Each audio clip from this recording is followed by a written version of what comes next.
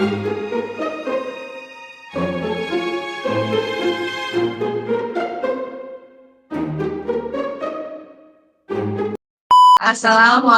warahmatullahi wabarakatuh.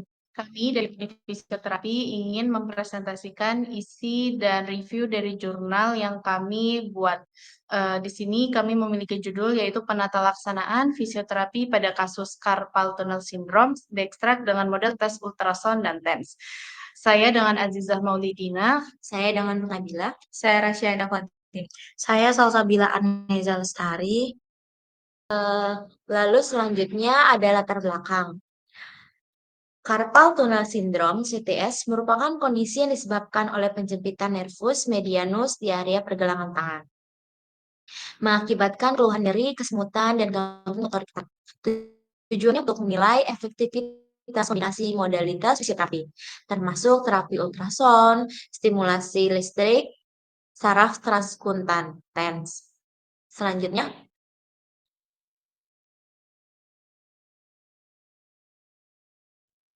ada metode dan hasil.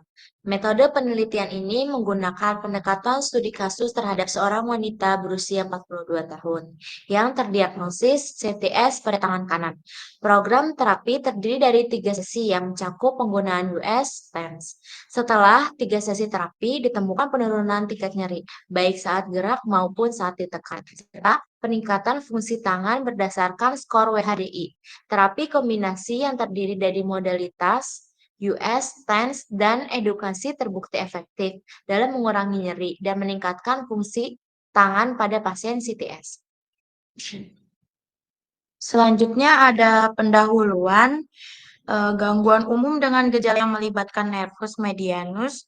Nervus medianus rentan terhadap kompresi dan cedera di telapak tangan dan pergelangan tangan, di mana dibatasi oleh tulang pergelangan tangan atau karpal dan ligamentum karpal transversal.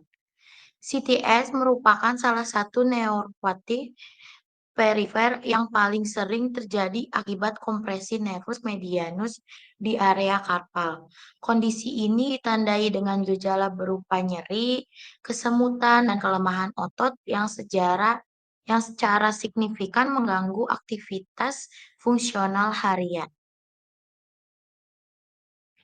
Menurut studi oleh Wang et al. Tahun 2020, CTS merupakan salah satu gangguan muskuloskeletal yang paling banyak ditemukan pada populasi kerja modern, dengan insiden yang meningkat akibat penggunaan komputer dan perangkat elektronik secara intensif.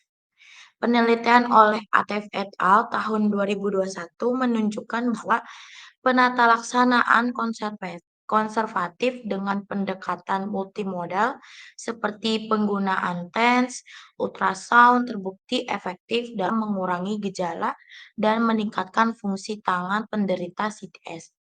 Modalitas ini bekerja secara sinergis dengan TENS memblokir transmisi nyeri melalui mekanisme gate control, ultrasound mengurangi inflamasi jaringan lunak. Selanjutnya ada presentasi kasus. Pasien Nyonya N berusia 42 tahun, seorang guru TK, dengan diagnosa medis carpal tunnel syndrome kanan, datang ke fisioterapi dengan keluhan nyeri menjalar pada pergelangan tangan disertai kebas dan kesemutan. Sehingga jari 1-3 nyeri berkurang apabila saat beristirahat. Akibat nyeri yang dirasakan, aktivitas pasien sebagai guru pun itu terganggu. Tekanan darah 120/80, denyut nadi 86 kali per menit, pernafasan 22 kali per menit, suhunya 36 derajat, tinggi badan 150 cm, 58 cm, serta berat badan 56 kg. Rentan gerak weird atau handful row tentu terdapat nyeri dan rasa kebas pada gerak dorsal fleksi dan palmar fleksi. Kelemahan otot dorsal fleksi dan palmar fleksi dengan nilai 4, nyeri gerak dorsal fleksi 3, palmar fleksi 6, dan nyeri tekan pada karpal ligamen 5. Hasil evaluasi pengukuran ROM, hasil pengukuran menggunakan ROM atau range of motion dapat dilihat pada tabel 2. Dilihat dari tabel tersebut terdapat ada peningkatan lingkup gerak sendi dari hasil evaluasi T1, T2, dan T3.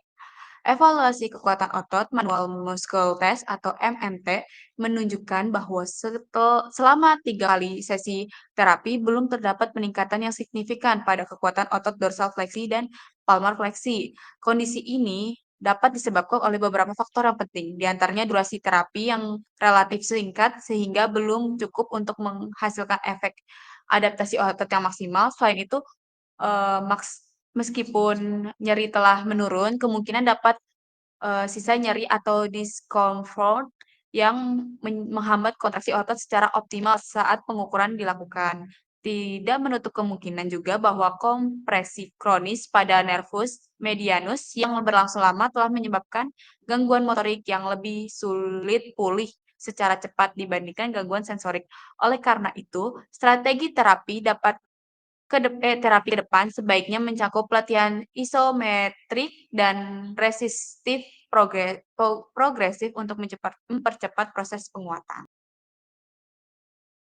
Kesimpulan, hal ini menunjukkan bahwa kombinasi fisioterapi dan edukasi pasien memberikan dampak positif terhadap penanganan CTS secara konservatif, terutama pada fase awal atau menengah gangguan. Pendekatan ini dapat menjadi salah satu strategi efektif dalam praktik fisioterapi sehari-hari. Penting bagi pasien untuk terus mendapatkan edukasi mengenai ergonomi dan modifikasi aktivitas sehari-hari, seperti mengurangi gangguan tangan yang berlebihan serta menghindari aktivitas yang dapat memperparah kondisi, guna mencegah kekambuhan. Pendekatan terapi lanjutan yang lebih intensif dan terstruktur perlu dipertimbangkan untuk mendukung pemulihan maksimal. Nah, di sini kita memiliki hasil dari jurnal yang kami ambil. Kekuatan jurnal yang bisa diambil yaitu kombinasi modalitas lengkap.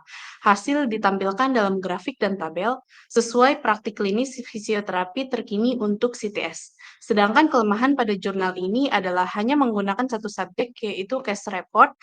Terus berdurasi terapi pendek yaitu 3 sesi, tidak dijelaskan dosis ultrasound dan TENS secara detail, berupa frekuensi dan intensitas. Tidak ada follow up untuk melihat kemungkinan kekambuhan.